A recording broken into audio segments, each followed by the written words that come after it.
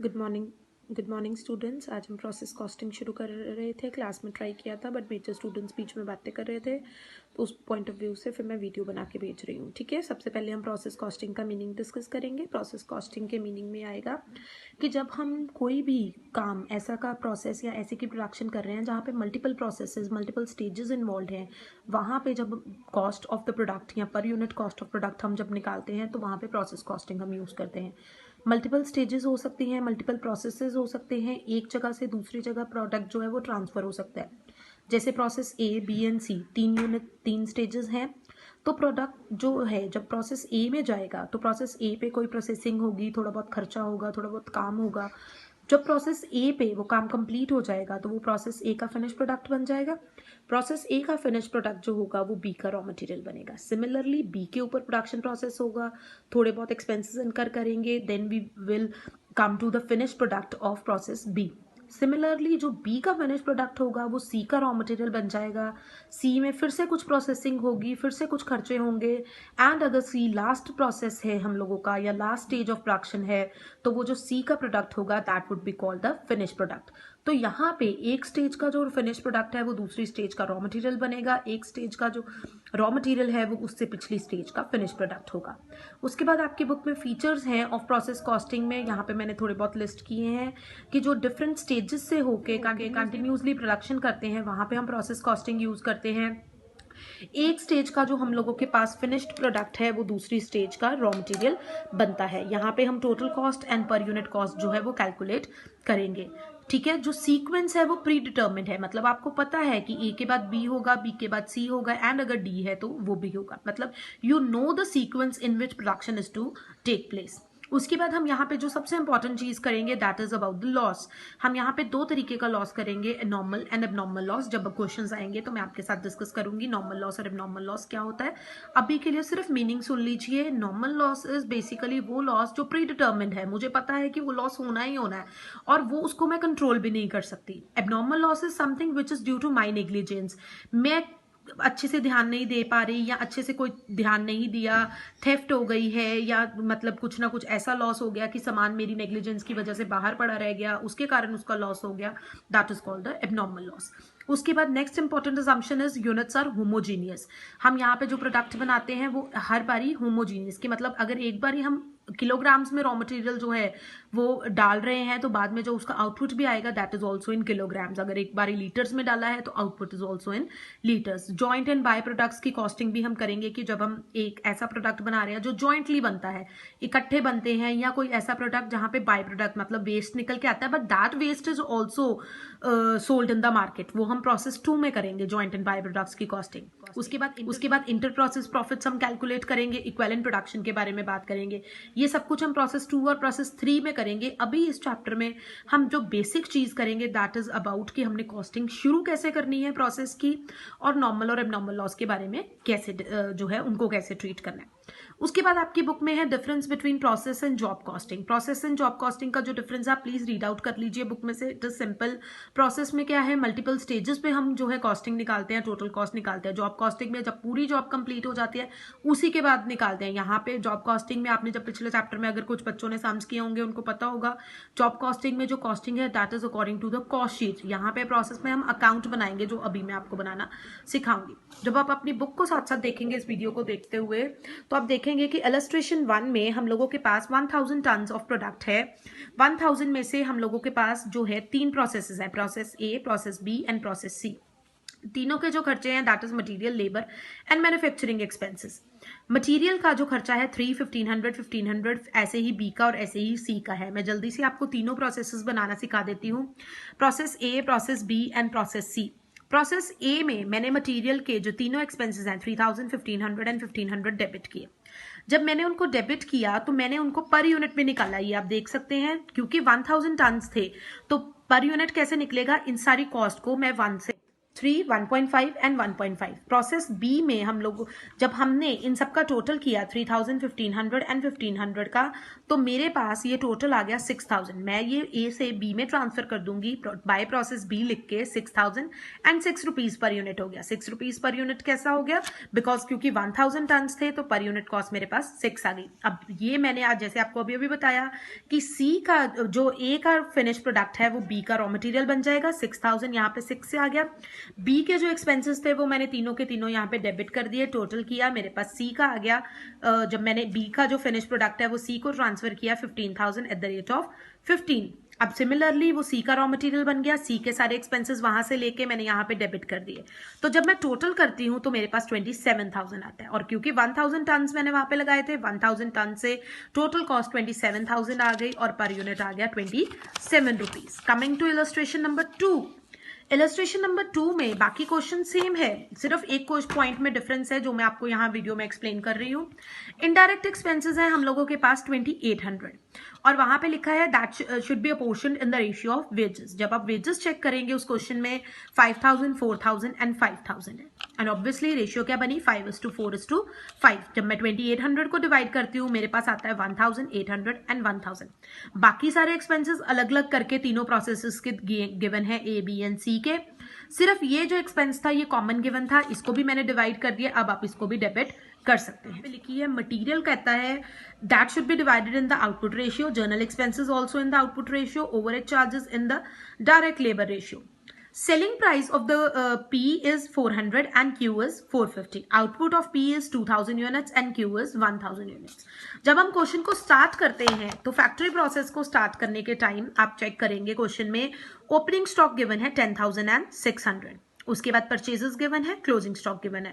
आप सबको पता है हम कंज्यूम्ड कैसे निकालते हैं, opening stock plus purchases minus closing stock, that comes out to be 2,46,000 and it should be divided in the output ratio. क्योंकि क्वेश्चन में गिवन था material is to be divided in output ratio. Output ratio है 2:1। तो जब मैंने उसको divide किया तो मेरे पास, आप क्वेश्चन में चेक कर लेना, आप लोगों के पास 2,46,000 को डिवाइड करके आप डाल देंगे। डायरेक्ट वेजेस आपके पास अलग अलग गिवन है क्वेश्चन में 1,60,000 एंड 1,20,000।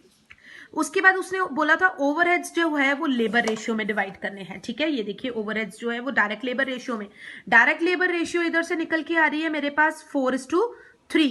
तो जब मैंने 63,000 को 4:3 में डिवाइड किया वो मेरे पास आ गया 36,000 एंड 27,000। तो ये अकाउंट का पूरा वर्किंग नोट मैंने आपको बता दिया। जब आप इसका टोटल करेंगे आप उसका फिनिश्ड जो प्रोडक्ट है फैक्ट्री प्रोसेस का वो आप फिनिशिंग प्रोसेस में एज अ रॉ मटेरियल ले आएंगे, डेबिट करेंगे। मतलब इधर वो चीज जो क्रेडिट हो रही होगी वो इधर आके डेबिट हो जाएगी। अब फिनिशिंग प्रोसेस का वर्किंग नोट चेक कीजिए। सिमिलरली उसका भी ओपनिंग स्टॉक, परचेजेस और क्लोजिंग स्टॉक गिवन है। मैंने जब कंज्यूम्ड निकाला तो वो 96,000 आया। अगेन तो आउटपुट रेशियो में डिवाइड कर देंगे हम।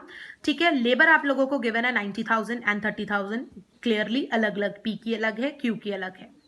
ओवरहेड्स को अगेन पिछले पार्ट की तरह उसने बोला था डायरेक्ट लेबर रेशियो में डिवाइड करना है। डायरेक्ट लेबर रेशियो यहाँ पे बन रही है 3:1। बुक में जब आप सोल्यूशन चेक करेंगे वहां पे 4:3 लिखा है, लेकिन कैलकुलेशन ठीक की है, सिर्फ लिखा गलत है 3:1। आप वहां पे करेक्ट कर लीजिएगा बुक में। तो ओवरहेड्स जो है वो 24,000 है। जब मैं 3:1 में डिवाइड करती हूँ वो 18,000 एंड 6,000 आता है। सिर्फ वहां पे कैलकुलेशन में लिखा गलत है, 4:3 रेशियो लिखी है, लेकिन अमाउंट जो है वो ठीक लिखा है 18 और 6। आप वहां पे 18 और 6 चेक करेंगे।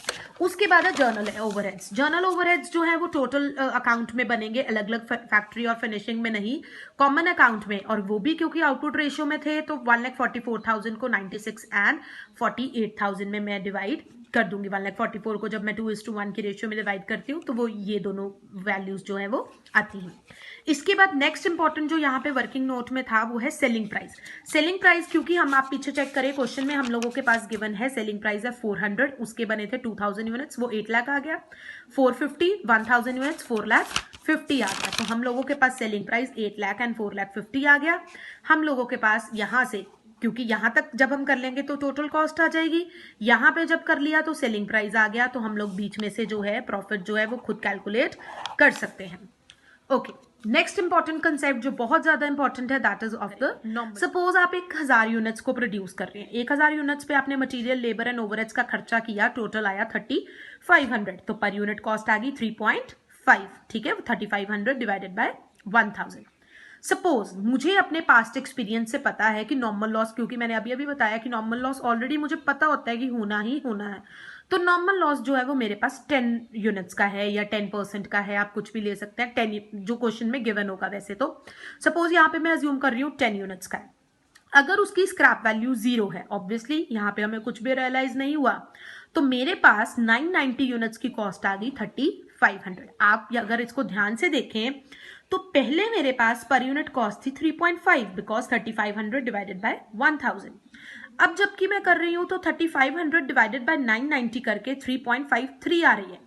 तो this is an important observation here, normal loss की वजह से आपकी पर यूनिट कॉस्ट जो है वो राइज कर जाती है। ठीक है, this is very important observation, आपको हमेशा ध्यान में रखना है।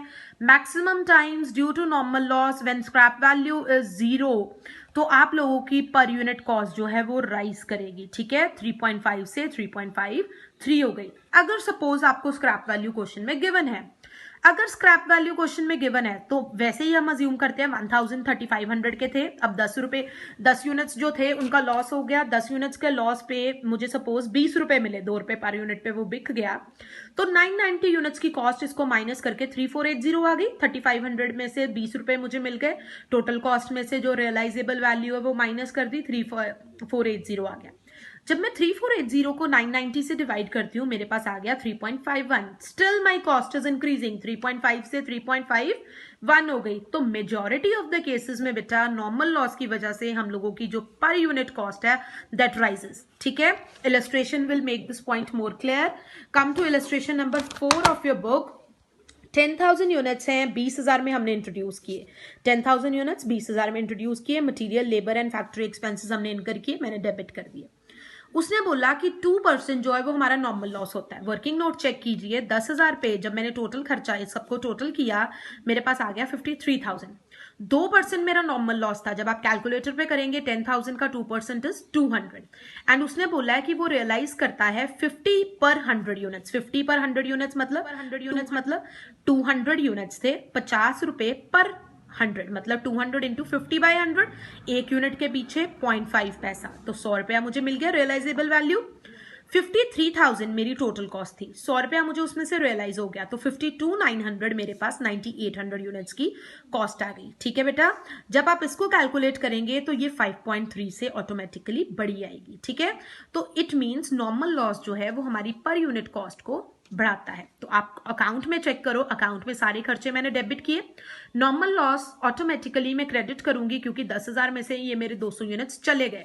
100 रुपया उसकी रियलाइजेबल वैल्यू है वो भी मैंने डाल दी। 9,800 and 52,900 is my balancing figure. आप इसको इधर से भी कर सकते हैं, यहां से भी कर सकते हैं, दोनों साइड से आपको सेम आंसर मिलेगा। Okay, next important topic here is about the abnormal loss. अब एबनॉर्मल लॉस क्योंकि बिजनेसमैन की नेग्लिजेंस की वजह से होता है, तो इसका जो लॉस है वो बाकी यूनिट्स को नहीं होना चाहिए।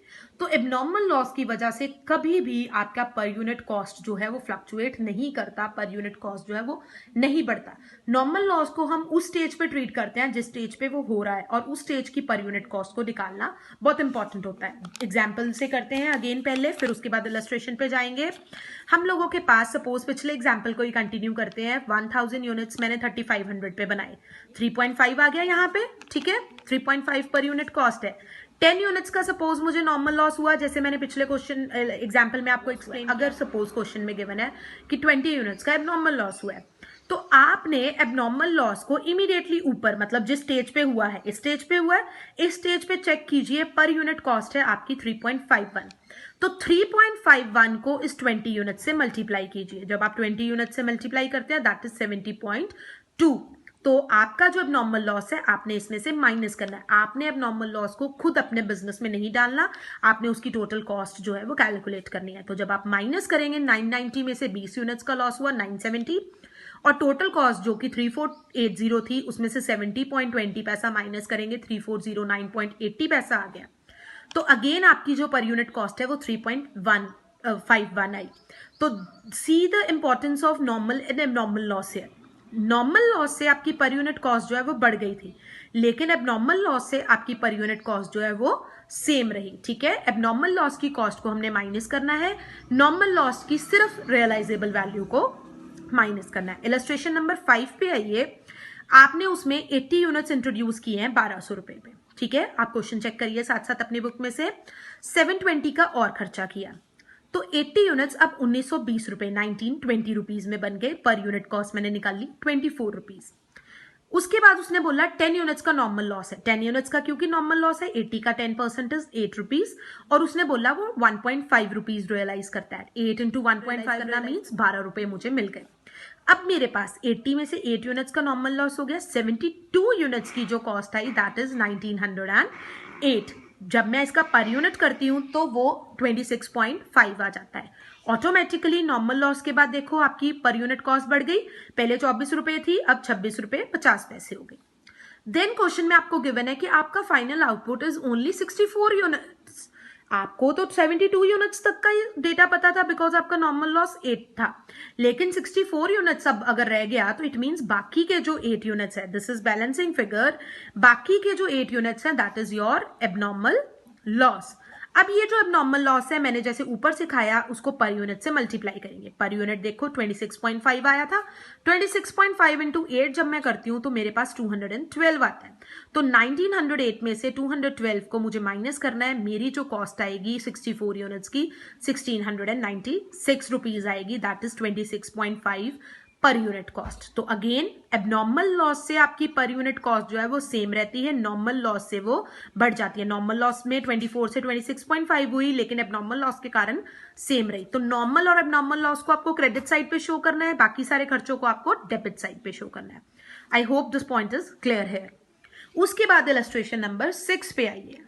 इलस्ट्रेशन नंबर 6 में आपने 1000 यूनिट्स 16,000 पे जो है इंट्रोड्यूस किए। 16 रुपीज पर यूनिट उनकी कॉस्ट है। लेबर और प्रोडक्शन एक्सपेंसेस करे 1000 यूनिट्स की कॉस्ट आ गई 22,000। पर यूनिट कॉस्ट ऑटोमेटिकली 22 रुपीज हो गई। उसके बाद फिर से यहाँ पे 10% का नॉर्मल लॉस आपको क्वेश्चन में गिवन है और वो 4 रुपए पे रियलाइज होता है। 400 रुपया मैंने माइनस कर दिया, 900 यूनिट्स की कॉस्ट आ गई 21,600। अगेन नॉर्मल लॉस के कारण 22 रुपए से 24 रुपए मेरी पर यूनिट कॉस्ट हो गई। जब मैं 21,600 को 900 से डिवाइड करती हूँ 24 रुपीज आता है। ओके उसके बाद आपको क्वेश्चन में गिवन है फाइनल आउटपुट इज 880। ऑब्वियसली 900 तक मुझे डेटा पता था, अगर 880 आया है तो ये 20 यूनिट्स क्या है, फिर से एबनॉर्मल लॉस। और मैंने बोला एबनॉर्मल लॉस को आपने पर यूनिट कॉस्ट इमीडिएटली जहां पे हुआ है उसके ऊपर की पर यूनिट कॉस्ट चेक करिए, 24 रुपए है। 24 रुपए इंटू 20 रुपए जब मैं करती हूँ तो 480 आता है, माइनस करके मेरे पास बैलेंसिंग फिगर आ गया 21,120। अगर आपको इसको क्रॉस वेरीफाई करना है, आप 21,120 को 880 से डिवाइड करेंगे, आपके पास 24 ही आएगा। नॉर्मल लॉस से आपकी पर यूनिट कॉस्ट जो है वो बढ़ती है, एबनॉर्मल लॉस से वो सेम रहती है। Okay next is illustration number 7। Illustration number 7 में 1000 यूनिट्स की जो है वो कॉस्ट है वो 20,000, ठीक है। यूनिट्स इंट्रोड्यूस किए हैं, मटेरियल वेजेस और फैक्ट्री ओवरहेड्स का खर्चा ऐड करने के बाद 10,000 यूनिट्स की कॉस्ट मेरे पास आ गई 70,000। ऑटोमेटिकली 7 रुपीज पर यूनिट आई। 200 यूनिट्स का क्योंकि 2% का नॉर्मल लॉस था, 200 यूनिट्स का जो नॉर्मल लॉस है वो मुझे हुआ और वो 1 रुपया रियलाइज करता है, तो 200 रुपया। अब मेरे पास 9800 यूनिट्स की कॉस्ट आ गई 69,800। ऑटोमेटिकली जब मैं इसको डिवाइड कर दूंगी तो मेरे पास पर यूनिट कॉस्ट आ गई 7.12। देखिए फिर से इंक्रीज हो गई नॉर्मल लॉस के कारण। अगेन क्वेश्चन में गिवन है कि मेरे पास सिर्फ 9700 का आउटपुट आया है, तो 100 यूनिट्स कहां गए, एबनॉर्मल लॉस। एबनॉर्मल लॉस को मैंने 7.12 से मल्टीप्लाई किया, 712 रुपए का मेरा एबनॉर्मल लॉस आया। इसको और इसको मैं क्रेडिट करूंगी, बाकी सब चीजों को डेबिट करूंगी। 9700 जो मेरा क्लोजिंग स्टॉक है ये भी क्रेडिट साइड पे आएगा, ठीक है।